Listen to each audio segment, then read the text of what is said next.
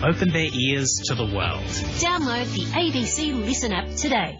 Dr. David Tuffley is my guest. He's from the School of Information and Communication Technology at Griffith University. Am I allowed to be amused, David, that the technology is not working for us today? Yeah, there is a bit of irony to that, isn't there, Kat? I think, yes, we all have to be a little bit careful about how we use technology because it doesn't always do what we want it to do. No. Well, let's talk about the question I asked you, and I was very amused when you dropped out on that question because a conspiracy theorist would suspect foul play. But I asked what actually happens when I react or share a post on social media.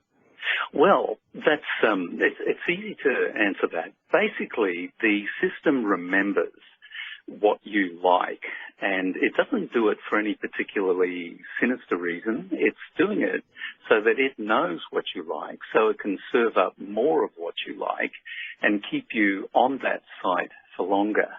And the reason they do that is, of course, they are selling advertising, and the longer they can keep your attention, the better it is for them. So, yes, basically everything that people do on a platform like Facebook or like Instagram and so on, they remember all of that and they track it. But it's for that sort of commercial advertising purpose. Someone who's very close to me, let's just call him Dad, because that's his name, was confused as to why he was getting political advertising from the US on his Facebook when he regularly posts political articles, even if they're not from the US. So do you think people kind of get blindsided maybe or a little bit confused as to why they might be receiving certain information back to them? Yeah, I think so. Basically the system is not perfect, and sometimes it misinterprets what it's seeing people posting. So if a person is posting political material relevant to Australia and that somehow gets confused with an American political situation, well then, yeah, that's probably some wires being crossed somewhere along the line. My name's Kat Davidson. This is ABC Radio Brisbane and Queensland. Is the data collected and sold, David? Well, Facebook are adamant that they don't sell the data because it's their proprietary data and it's where all the value of their organisation lies. So the last time I saw the valuation of Facebook, it was something like $40 billion for basically a free service to the consumer. And the value in that organisation is that data. So they say we don't sell it, but they have been caught out selling it. Some of the listeners might remember the Cambridge Analytica situation a few years ago. Data from Facebook was actually sold on, apparently, in that particular case. But that might be the exception that proves the rule. So no, there's no sort of open market for people's user data. It is basically used in-house.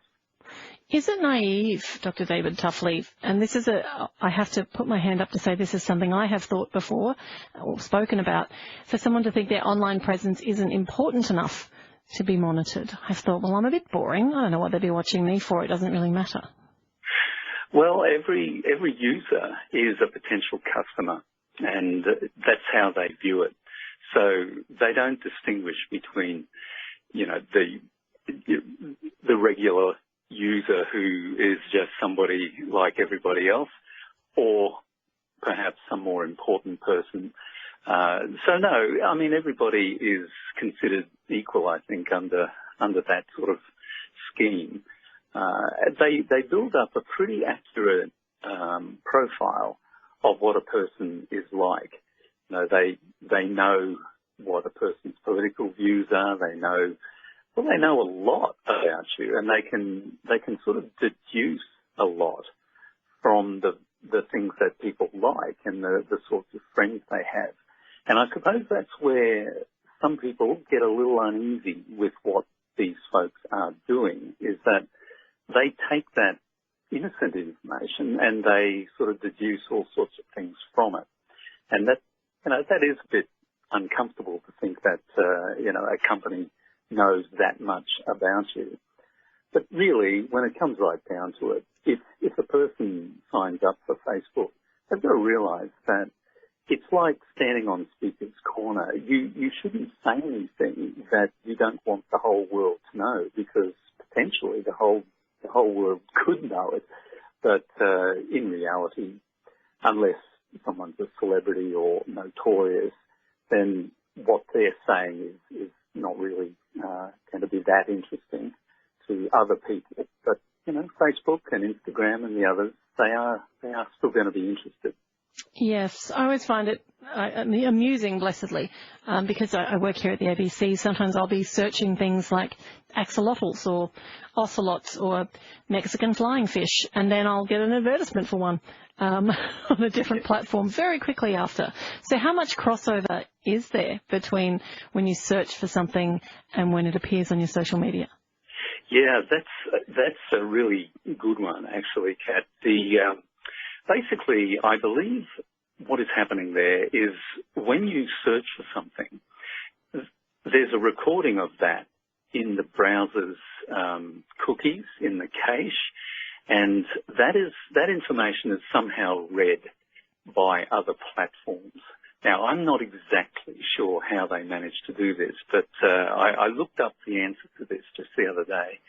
And by some means, they are able to see what your recent browsing history has been. And, they basically just think, well, they're interested in axolotls. Let's give them some other options around that topic. Yes, I know more than I need to now about the axolotl, David. Thank you so much for your time. It's a pleasure. Thanks, Kat. That's Dr. David Tuffley from the School of Information and Communication Technology at Griffith University. You're listening to ABC Radio